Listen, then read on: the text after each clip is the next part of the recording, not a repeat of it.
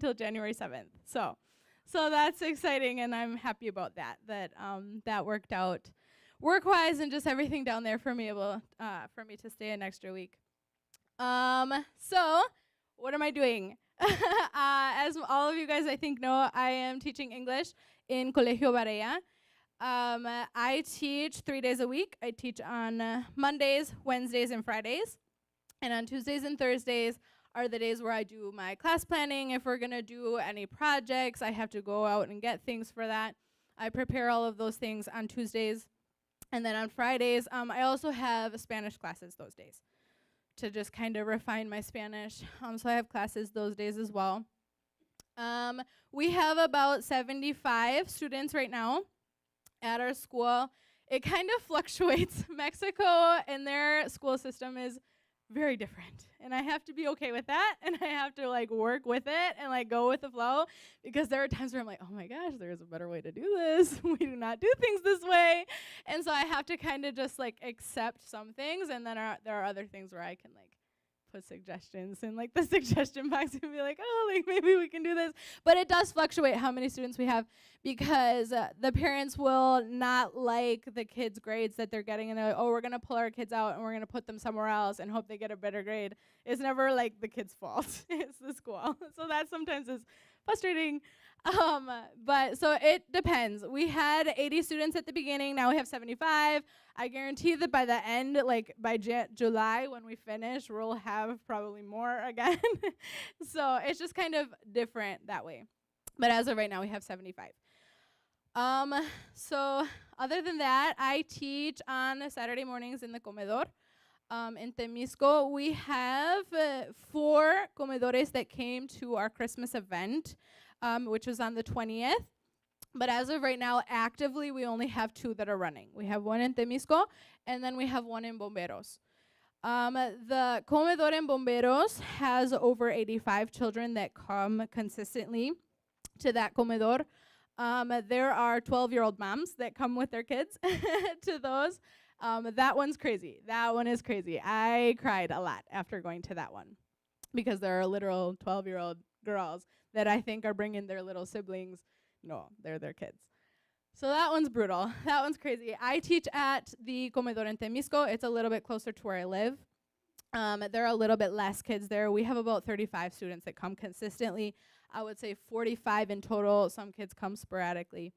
So I teach an English class on Saturdays there in the morning. We're usually there from about 8:30 or 9 o'clock in the morning until about 1. We're there. I teach an English class. There's another teacher that teaches math, and then there's another teacher there that teaches Spanish. And those are just the 3 main classes, and then we feed them a meal. We do a devotional in the morning with them, and that's it. We just got done with our Christmas event, like I said, on the 20th. That was crazy. We had over 750 people just in the audience. And the people that were in the audience were the people from the 4 comedores, even though we only have 2 going right now. We invited all 4 comedores to come. So we have lists with, the names of all the kids. And so what Danny did is he went to that comedor, to that area for example, in La Estación. He went there and he talked to all the parents and got the permission slips for those kids to go to the event, to get on the bus, which was staffed with our staff. To get on the bus, the parents were not allowed to go. We didn't have enough space for all the parents in the comedores to go. And so got them all on there. We sent out 4 different buses and sent them to the theater, where we did a Christmas musical. So the school where I teach, they did a musical called El Sueño del Juguetero. And what the story was about was it's this toy maker who was God, and he was working on this project, and all of his helpers were helping him, and they didn't know what this project was. And there was this one helper that was really jealous, and he really wanted to know what the toy maker was building.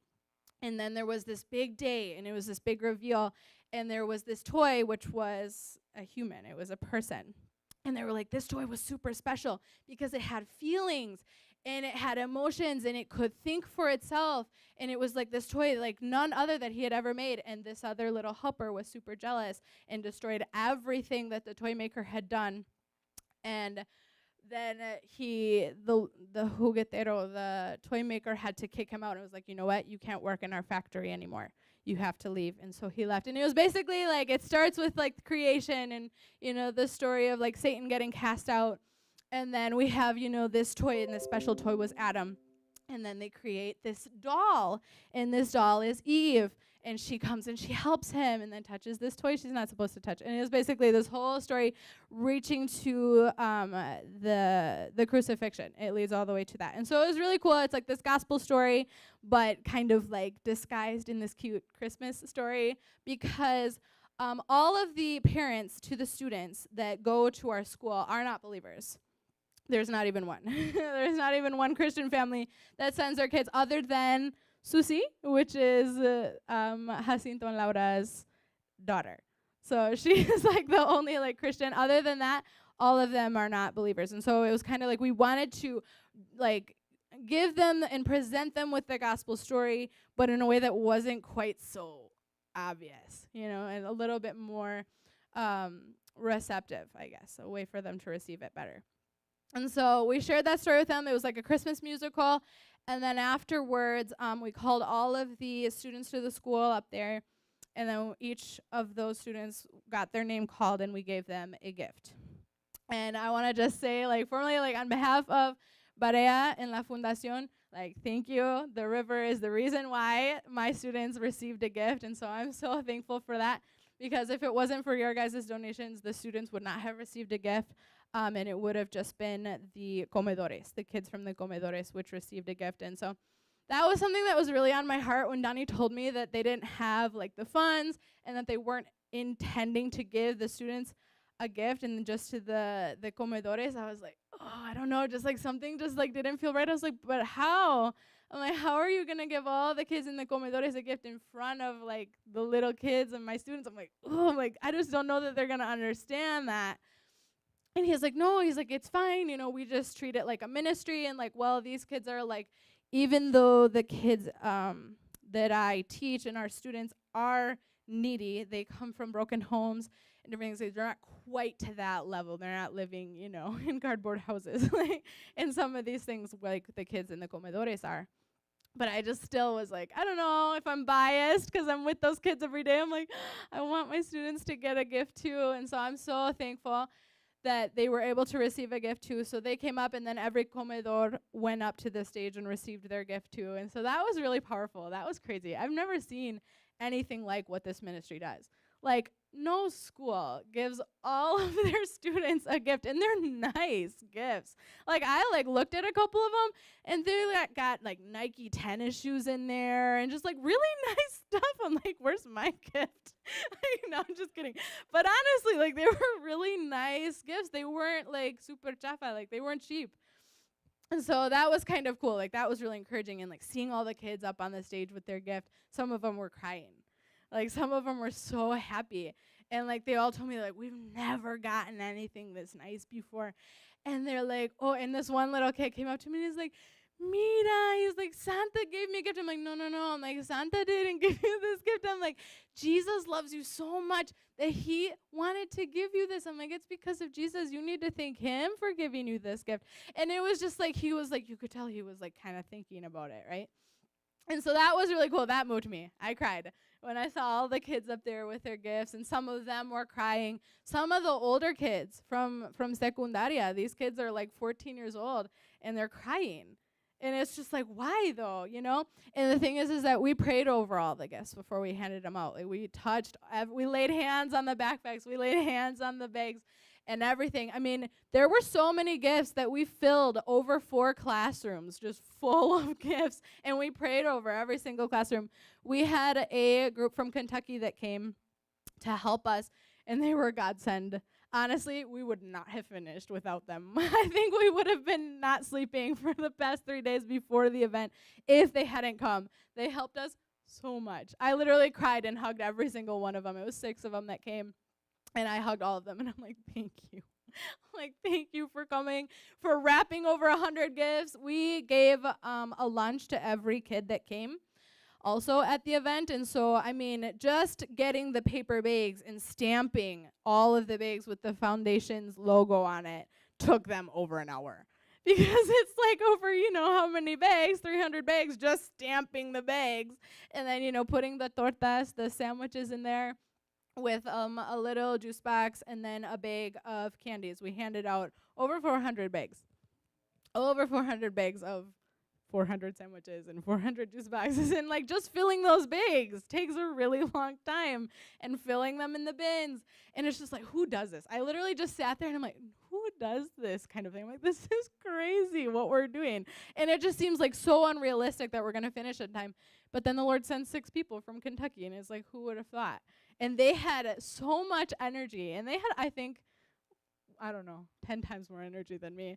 And I used it as an excuse. Me and Donnie were just sitting there kind of watching them work for a minute, and I was like, man, they have so much energy. And I'm like, they're just going, and they just have, like this passion and this hunger to serve. And I'm like, oh, man. And Donnie's like, yeah, like they're really good. And I'm like, yeah, but it's just because they don't live here and they don't do this all the time. If they lived here and did this all the time, they would not have so much energy like that. And I was like, I caught myself when I thought that. And I was like, no, Chas. I'm like, you're wrong. Like, estás mal. Because I was thinking, like the burnout. Like I was feeling the burnout at that point. Like, oh, like I'm so tired and this is so much work.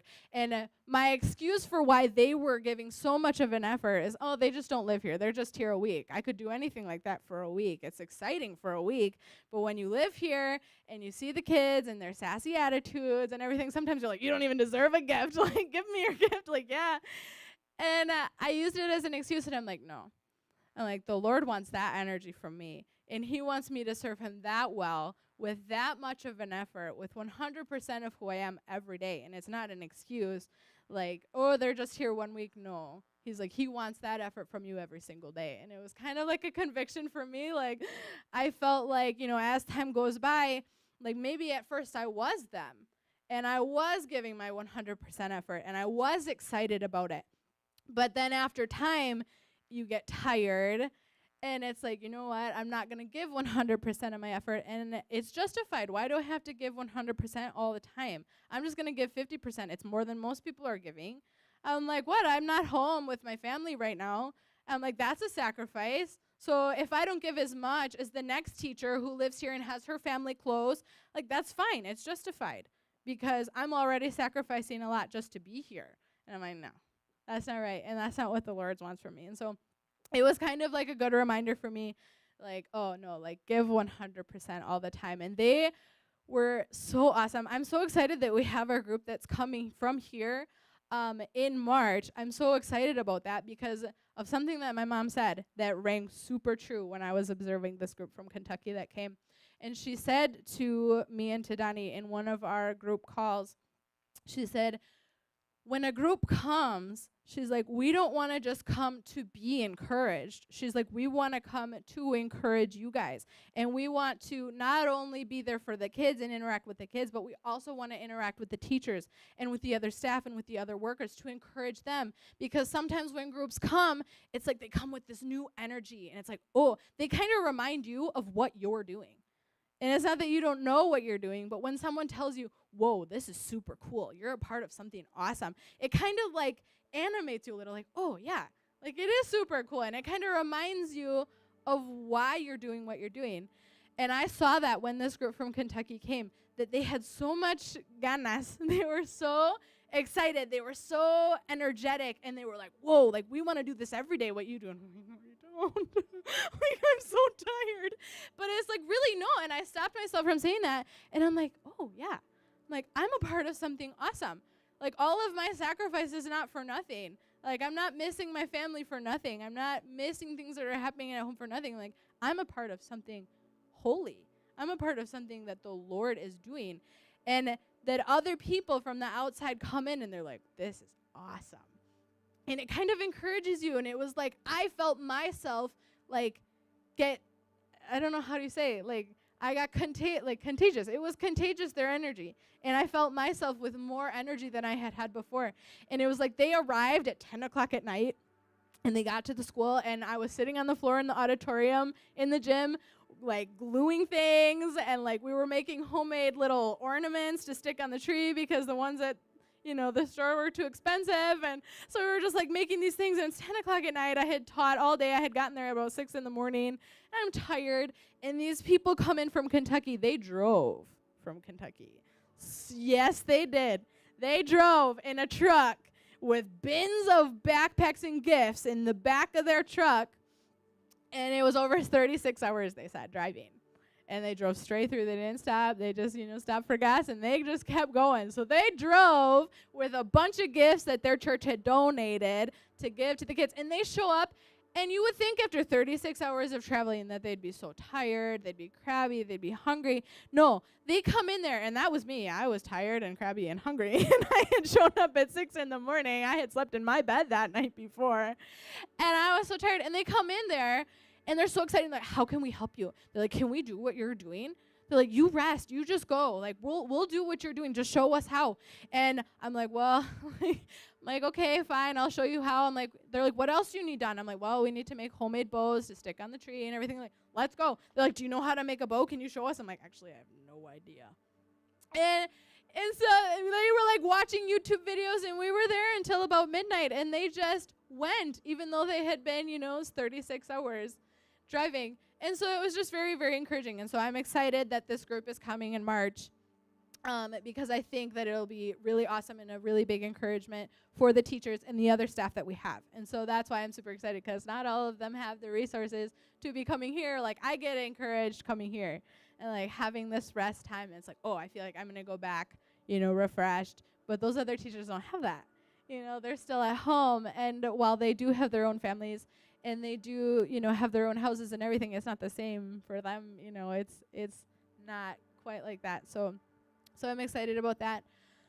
Other than that, I told you guys about the musical Comedores School.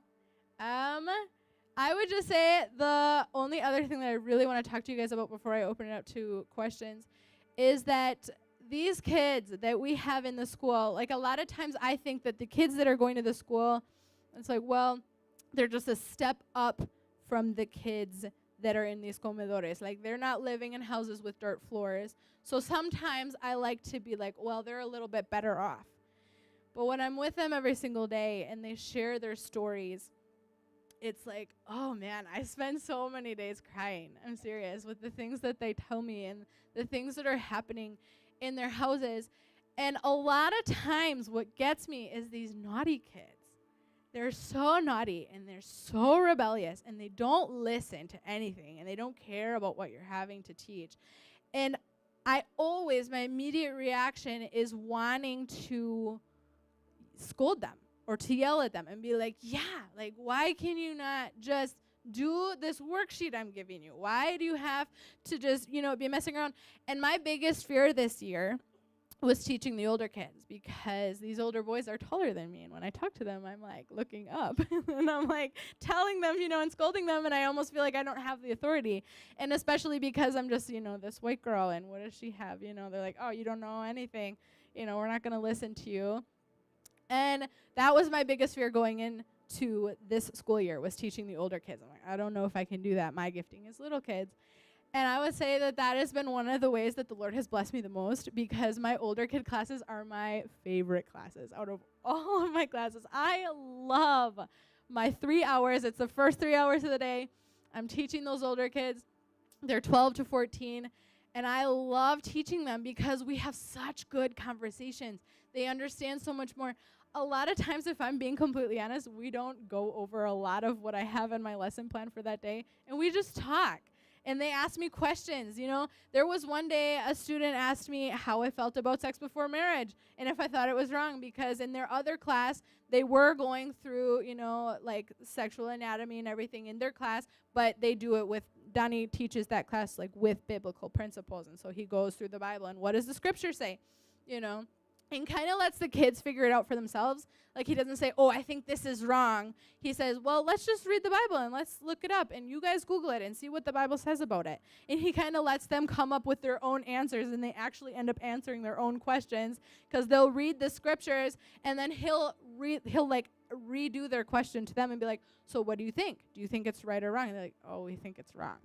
And it's like, it's a kind of like a loophole way where we don't get in trouble with the parents.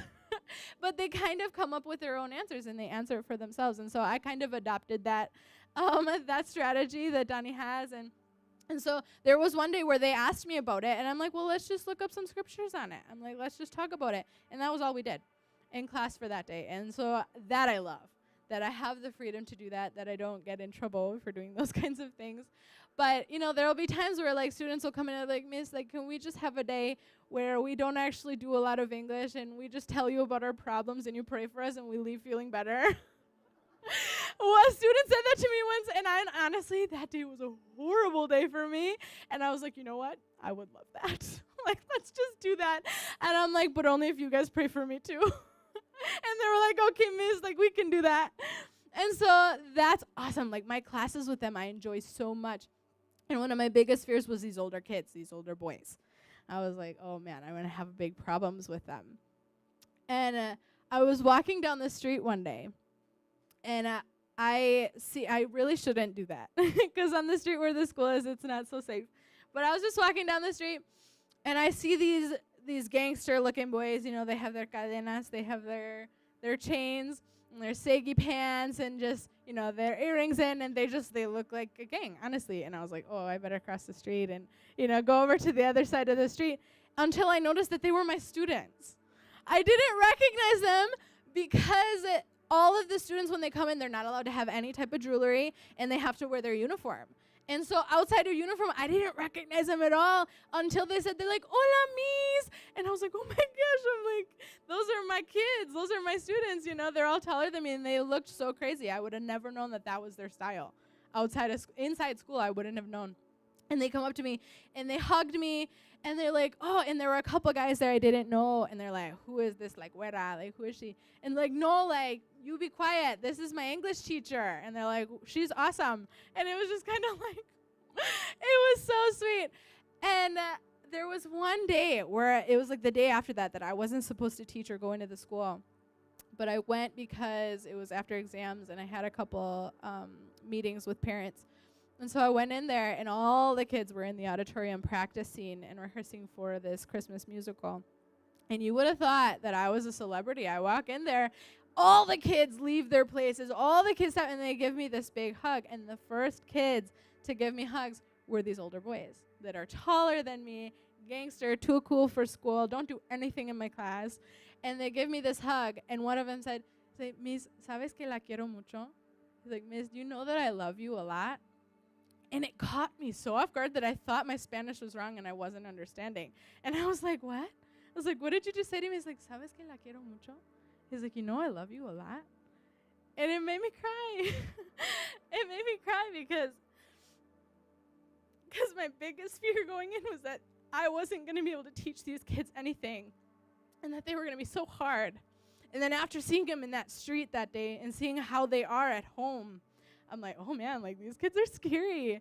And I know that, for example, like, their older sister sells drugs, and I just know that they're not the best kids.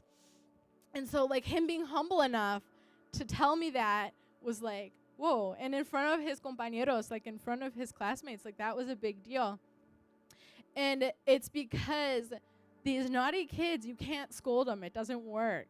You can say, oh, like, you're so stupid, and why do you not just do it? Like, why do you not learn? Why are you so rebellious? But it's because, and this has to be the Lord, because I'm not patient naturally, and I'm not that way. But it's that the Lord told me, he's like, they don't need that. They don't need you to scold them. They need you to love them. He's like, they're not receiving that love at home, and they want your attention. And I did that with my little kids. I learned that with the kids that hide under the desks and refuse to sit down in their chair and refuse to listen. And you get down in their face and you say, hey, are you okay? Are you okay? Is everything okay at home? How are your parents? And they start crying. They just immediately start crying when you ask them if they're okay, and you get down on their level, because they're not okay. And they're acting out, not because they're so naughty and they're so rebellious, but because they want your attention and they just want someone to love them. And so I had changed that strategy with my little kids, but I totally wasn't doing that with these older kids that weren't learning anything. And I'm like frustrated. I'm like, yes, that's grande. Like, you're old enough now. Like, yeah, like just do the worksheet and be done. And I was yelling at them. And there was one day where I was yelling at this older kid and I saw the little kid hiding under a desk, cowering. And I'm like, oh no. Like, he just wants attention too. He just wants love too. And I saw this big gangster looking boy and I saw a little boy hiding under a desk. And I'm like, oh no. I'm like, he needs the same thing. And so I totally changed my, my manera, my way of treating him. And I just loved on him. And I asked him if he was okay. And I interest myself in the things that he's interested in. And just by asking him a few questions and by having conversations with him in the hall, that one day he comes and he tells me, ¿Sabes que la quiero mucho? You know that I love you a lot. And it was like, oh man. It's like, in that moment, I knew that I had reached him. And it was like, oh, because sometimes with these 75 kids, I get so discouraged. How am I going to reach them all? It's impossible to reach 75 kids by myself. How? How am I going to personally reach every single one of these kids when they have, that's 75 different lives, 75 different situations that they're living in? I'm like, I can't. It's impossible. How? And the Lord is teaching me different ways, and he's shining a light on different kids on different days. And I actually now have a list where it's like I'm targeting different kids on different days where I spend a little extra time with those kids. And I'm seeing these results, and I'm seeing these kids open up. Kids are totally different now than they were at the beginning of school. We have new kids this year. I had a lot of new students this year. And who they were before, they are not now. They are not. And so it's just really cool to see, because sometimes I get discouraged and it's like, oh, this school just never seems to have enough money. It just always seems like there's something else that we need. And it just always seems like we're always stressed out about something. And I'm like, does this even pay? Like, is this even making enough of a difference for how much work that it is? But then I look at these kids and I see how they're changing and how they're taking a lot of the things that they're soaking up in school and taking it to their homes, so much so that a lot of the parents ask for meetings with us, and they're like, my kid is saying, you know, this, and they're saying that, and they're changing. Like, they're doing their homework now, and they have a better attitude. Like, what are you guys doing? And it's just like seeing that and seeing how it's impacting these families. It's like, yeah, vale la pena. Like, it's worth it. And so that's really encouraging. Those are kind of all the things I have to say. I don't know if you guys have questions for me or something, but I think I've kind of covered most of it.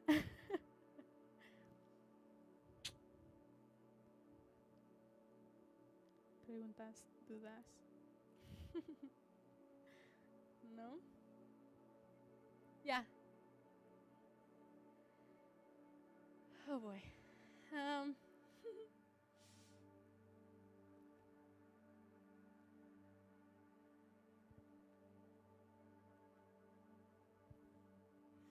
Honestly, just being here and seeing you guys is an encouragement for me. It is really hard. On a personal level, it's hard. On the professional level and everything you see on paper, it's awesome. And everything's so good. But on the personal level, it is hard. It's a huge... It's hard for me to say that it's a big sacrifice for me to do what I'm doing, because every time I say that, I see Jesus on the cross. And he's like, tell me again that what you're doing is a big sacrifice. But it is. It is hard. I feel like the more time that I spend there, I lose more things here. People move on. Things happen. Buildings come up where there weren't any. And that's hard for me in my flesh, because it's like, oh, I just want to be here. I feel like I'm losing friendships, and just no one really on a personal level talks to me. Like in the church and everything, like I feel really good. We have good communication. But just on that personal level, I sometimes kind of feel like people move on, and it's natural and it's normal. There's no, like, nadie tiene la culpa. Like, no one's at fault for that. It's just normal. And then sometimes when I'm there, the same thing where I'm like struggling and trying to find personal friendships, but at the same time, it's like, when do I have time for that? I'm always working. So if you don't work with me and you're not on the worship team with me, like, olvídalo. Like, forget it. We're not going to be friends because I don't have time. And so on a personal level, sometimes it is difficult in that way. So for me, honestly, I've never had this much time, like personal time, to like spend with other people. And even just in these 2 weeks, it's not enough. Like, it's just like, oh man, how am I gonna have time to see everyone? And I only have like, maybe I'll see you one day and that's it. And I'm like, that's not enough, but it has to be. And so I would say, to encourage me, like, this is it. Like, even just like you sent me that letter and I cried in front of all of my students. I was not expecting that. They're like, because they like, I put all the letters on the desk and they were so excited to see that they had received all these gifts. And they're like, Miss, they're like, there's a letter for you here. And I was like, a letter for me? And it was the letter from you. And I cried when I read it because it was very unexpected for me. And it was just like, whoa. And they're like, wow. They're like, that's so special. You got a card too. And that you have friends there too. And so I was like, yes, thank you. I do have friends. Like, sort of. No. And so that was really special. So I think you already have it. You already have been encouraging me. So thank you. Others? Yeah.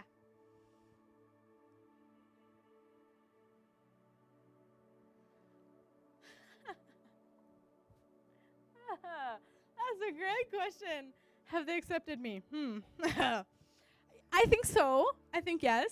But it is kind of hard because I'm living with the director's family. I think they think that I get a little extra favor, and in some ways they're right. They're not wrong. There are some ways where I do get extra favor. They don't also see that I'm at school a lot longer than them, and I'm a lot of these other things because I also live with the director's family, that I also had to do more work because I live with my boss.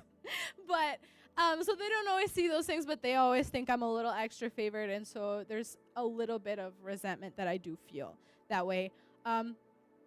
Some of the younger girl teachers don't always love me. We have good days and bad days. But I try to just really love them and just show them that I have nothing against them. Most English teachers only teach for 1 year and then they're gone and they never see them again. So when I signed on to teach for a second year, a lot of them were like, oh, they're like, yeah, no one ever does this. They're like, we thought you were done. And they weren't necessarily being like, oh, we're so excited, you're teaching again. So that's a little challenging sometimes, but I would say for the most part, for example, with one of them, his name is Profe Adrian. He is a guy teacher there, and I had tons of problems with him last year, just horrible. His kids go to the school too, and I had failed him in an exam, and I just felt like he was never going to forgive me for it, that I had failed his kids. And this year, I would say that I probably have the best relationship with him. He's like, he treats me like a dad. He goofs around with me, like he'll walk by my classroom and make a face while I'm teaching, and he's become a friend. And so it's given me hope for the other teachers that aren't quite as receptive towards me. And the Lord has actually promised to me, he's like, one day, he's like, all of these teachers will be like, and he's like, and you'll make friends of all of them. And he's like, you just keep doing what you're doing. And I was like, oh, okay. And so, yeah, like, sort of, más o menos. Yeah. Okay.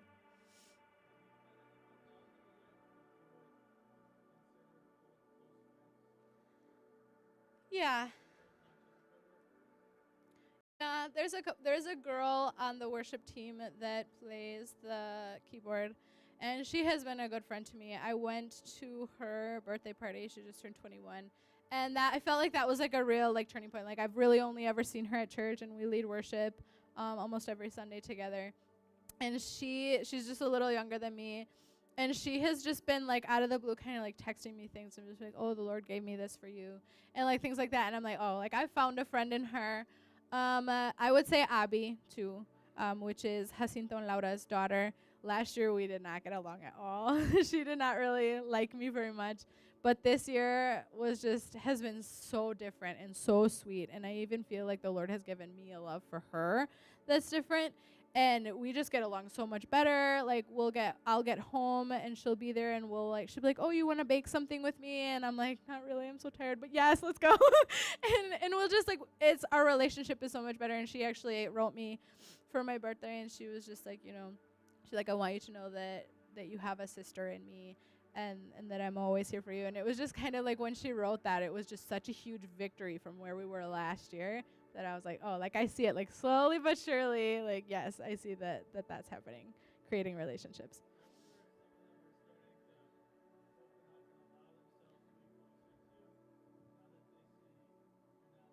That I'm serious. Yeah.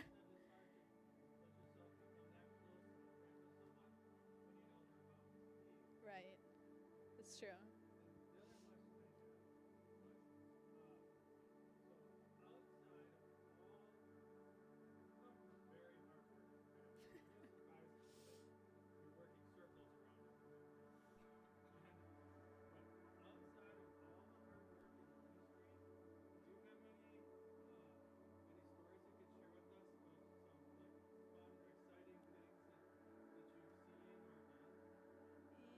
Yeah.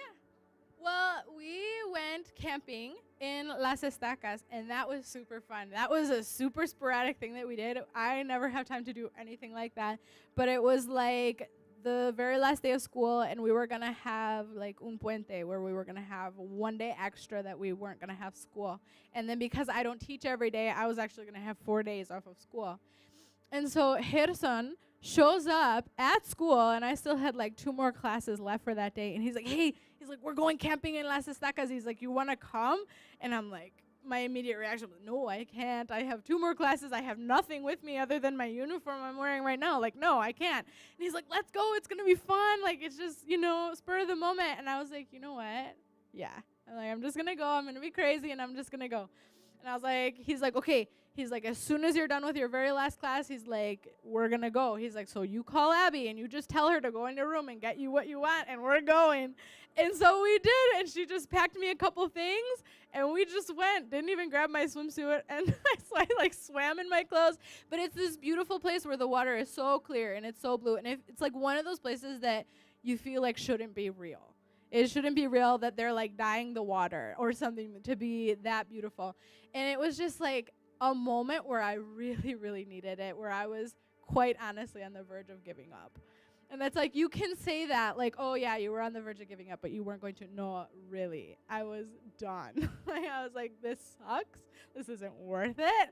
Like, this isn't worth not being with my family for. It just felt like no one was thankful that I was there either. So I'm like, why am I doing this? Like, I'm just going to go home and be with people that appreciate me. And so it was just like, it came in such a beautiful moment, and the Lord like knew that I needed it. And it was just this total time of refreshment. And the Lord really spoke to me in those 4 days, and I felt him like super present and super clear. And so that was something super fun that we did. We went to Las Estacas. That place is awesome. I could live there. The water is so cold, but it's so beautiful. So that's one thing we did. And there will be days, like sometimes even after church, we'll go there's this little pueblito, there's this little town, and it's called Tetoslan. And it's really pretty. It's got, like, you see all of the mountains, and there's just, like, this little town, but then up above you see all these mountains, and it's just so beautiful. And it feels very, like, I think because I live more in the city, it kind of feels like I live in Chicago. But then going there, it's like, oh, like, this is Mexico. And it's just really beautiful and pretty. And it's not that far away. It's, like, 30 minutes away from where I live. And so it's really sweet. Every time we go there, too, it just kind of, like, refreshes you, right? It's just, like, it doesn't even need to be that long. It could be just 1 hour where you're not thinking about work, where you're not doing anything, and, like, that is, like, refreshing. And so we'll do things like that sometimes, too, and I enjoy that. Mm-hmm.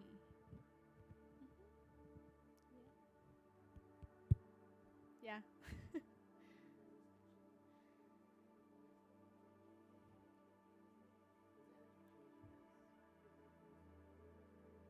Yes. So it's so crazy because this older boy, his name is Rodrigo. And he's just such a gangster boy. Like I said, like scary. Like he scares me. And what I've seen is that once I changed my attitude towards him, because it was a day where I was really actually yelling at him, like I was done. And I'm like, this is it. Like, you need to change your attitude, or like, I'm done with you. Like, you're not gonna sit in my class anymore if you're gonna keep acting this way.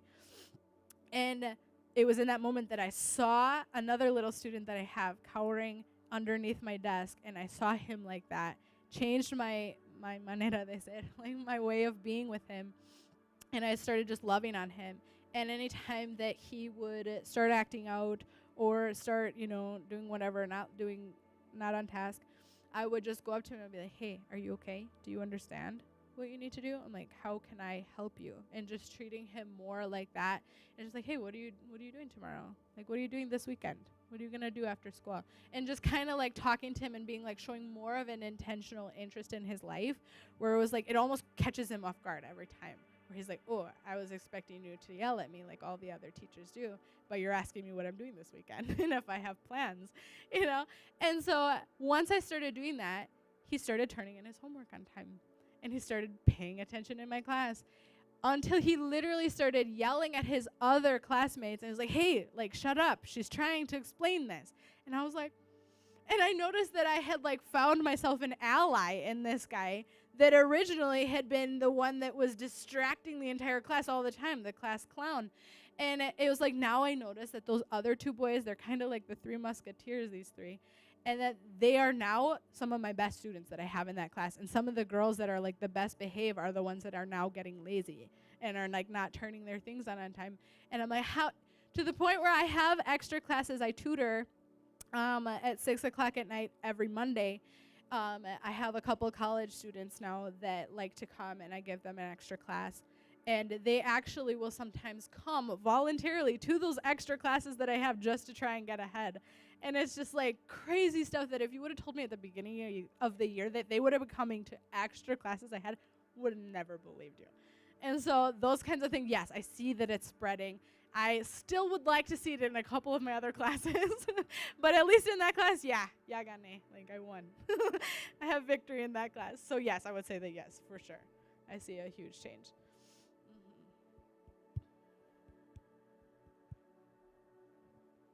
Yeah. Anybody else? Questions? Preguntas? Doubts?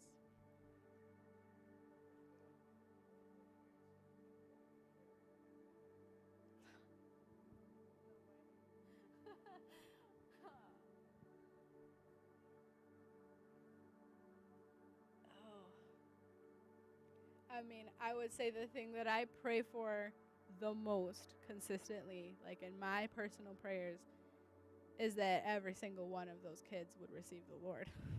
That's my biggest thing, because now that I'm with them every day, and I started a prayer list. I'm like, I'm going to make a list of the kids I think need the most prayer. And I started the list, and I'm like, Silem needs a lot of prayer. She's an orphan. She just lost her mom. Okay. Rodrigo, because his dad beats him, and I need to put him on there. And then, Sara, because she also doesn't have her mom. And once I got to 21 kids on my list, I'm like, yeah, I'm going to put them all on there. I'm like, because they all need something, and they all have horrible lives, and they all have a need. And so I put them all on there, and I pray for every single one of those kids consistently. And they'll even come up, like their faces will come to mind in my day, even when I'm busy. And it'll be like, the face of Silem will come into my mind. And I'm like, I need to pray for her. And then the face of Sinai will come into my mind. And I'm like, I really need to pray for her. And it's because I love these kids so much that I'm like, I can't imagine even one of them not being in heaven. And so that's my prayer, is that all of those kids would find the Lord, because I feel like they're part of me, like they're my kids. Yeah.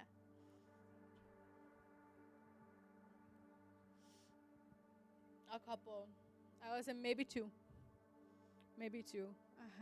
That they really have shown, all of them show curiosity and show like that hunger, and they'll ask me questions. And even like we have this new girl who's 14, and she's in my oldest class, and she's super new, and she bounces around schools a lot.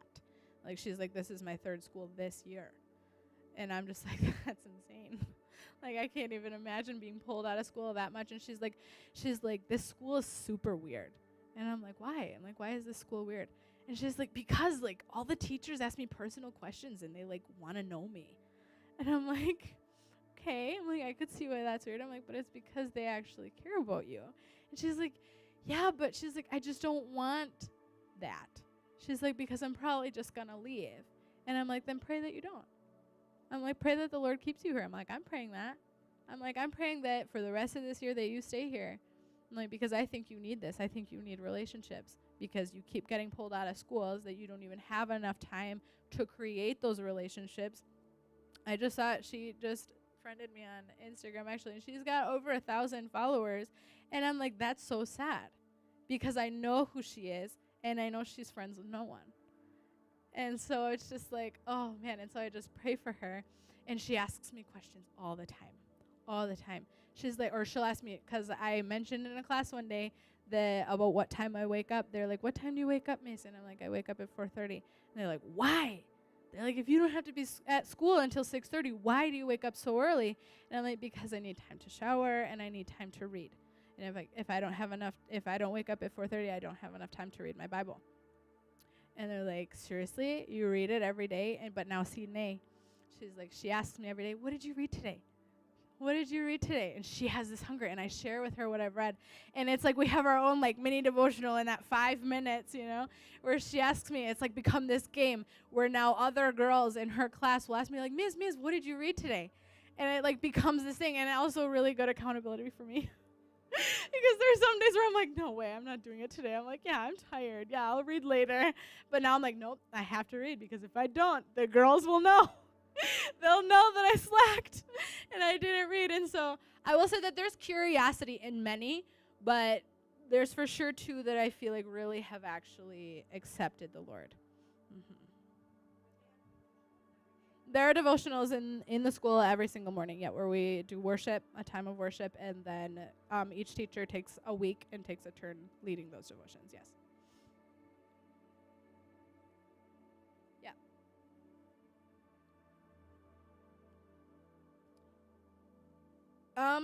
Yes, some of them do, not very many. Luna is one. She's 14, and her family goes to the church and attends the church. That's the girl that you sponsor, actually. So she does. She goes to the church consistently. She was actually on worship team for just a little bit, but she just needs a little more discipline to stay on it. But she does go to church with us. Then obviously Mati and Liam, which are Susie's kids, they go. I have actually paid the bus fare for some of the kids from the comedor, some of the older girls. I'll be like, hey, do you want to come to church on Sunday? And they're like, no. They're like, our parents won't let us, and for sure we can't pay the bus fare. And I'm like, if you want to come, it's literally like $2. I'm like, I will pay for you to get on a bus and come to church. And so if I pay for them and I'm really on them, some of the older girls from the comedor will come. Other than that, just 2 other older students come sporadically. They'll come, but mostly no. Mm-hmm. Yeah.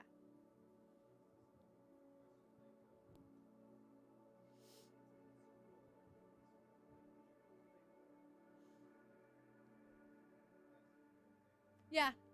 Mm-hmm. It depends. Like, there are definitely, I would say la mayoría, like, in general, I was almost going to talk more Spanish. In general, I would say yes. There are still some that I'm not super sure, like some of the newer kids. But, yeah, like, we'll be driving to the gym, and I'll be like, oh, the twins live over there. I've got 4th grade twins, and I know that they live over there. And when we drive around, I'll be like, oh, Silem lives there. Mm-hmm. Yeah, in general, I would say yes. A lot of them live really close to the school and are in walking distance of the school. Yep.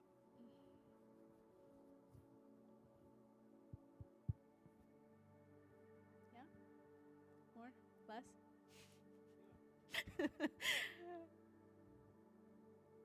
If not, we can just... Sure.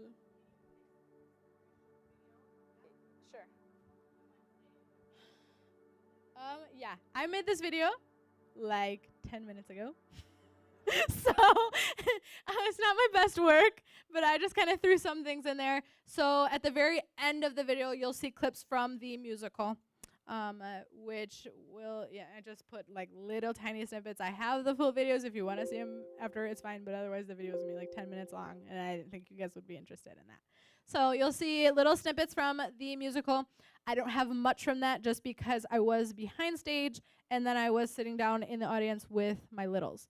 Other than that, you will see some headshots of some of my students that wrote letters. I didn't get videos or pictures of all of them, so that's that's my bad. Um, they don't have names with them. I did this like 10 minutes before we got here, so I'm sorry I didn't have names put on them, but I can tell you after, okay? And I was thinking that I could print them out, for example, the kids that wrote letters, and like put that with them. The only kids I don't have pictures of are my 6th and 5th graders. They escaped. But everyone else, yes. So you'll see headshots of some of my littler kids. You'll see some of the comedor. If it's not in the school, they're kids from the comedor. Yeah, I don't know. I think that's pretty much it. Some Christmas stuff. Yeah.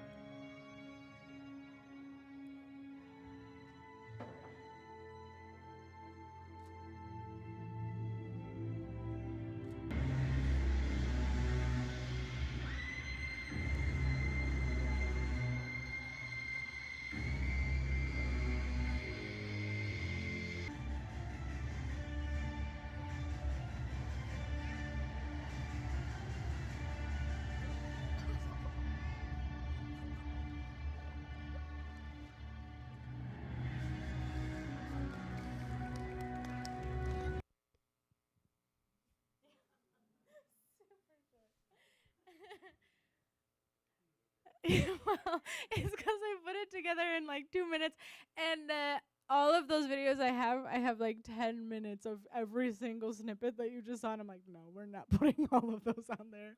I'm like, you guys will, the river will be receiving a video. We had a professional photographer there at the event. We just haven't gotten those pictures and videos back yet. So you guys will receive an official video, much better quality, that will have more better snippets of the show with pictures of all the kids with their gifts and everything like that. I just don't have any of that because I was backstage with the kids. So that's that. I'm actually surprised because most of what I talked about was on there. Like the profe that used to not be my friend at all and now